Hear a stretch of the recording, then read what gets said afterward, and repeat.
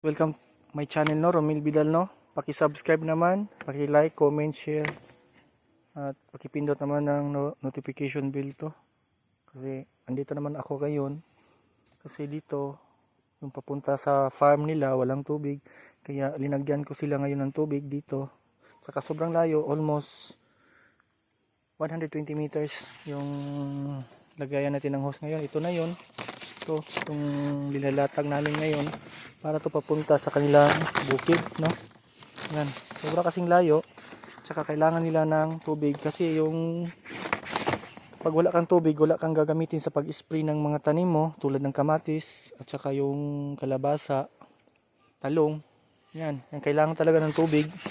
Kasi pag walang tubig, hindi naman yun na ano, hindi naman siya tutubo at saka wala rin siyang bunga kasi nga kailangan nilang tubig at saka kailangan ng isprehan ng ano, pangpataba at saka abono. Yan. Kaya ngayon, ito bumili sila ng 2 rolyong ng hose para gamitin dito sa bukid nila. Kaya ito lang talaga yung pinunta ko dito ngayon kasi nagpatulong nga sila para magkaroon ng tubig yung bukid nila. Saka huwag nyo naman kalimutan, suportahan nyo naman yung maliit ko ng channel kasi nga para tuloy-tuloy yung trabaho natin.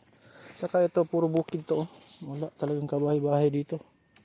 Ayan, kahit saan ka lumingin dito puro ano yan, maraming puno ng kahoy. So, sobrang layo ng tubig kaya nga pinuntahan ko agad dito para matulungan yung farmer natin para magkaroon ng tubig yung bukid nila. Tsaka sobrang layo bukid.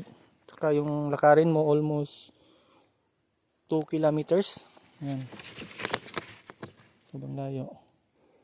Itong isa, pag natapos namin itong ilatak, meron pang isang kasunod niyan. Ayan o. Naghihintay pa yan kung kailan namin ilatak para malagyan na siya ng tubig. Ayan. Ayan. Hinihila unti-unti. Para, ayan. Ayan.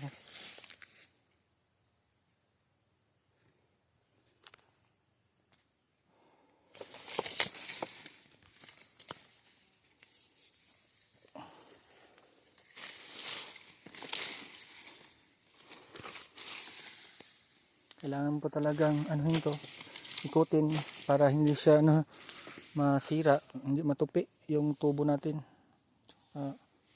Iwan ko ba kung umabot na doon sa dulo kasi nga meron pang isa.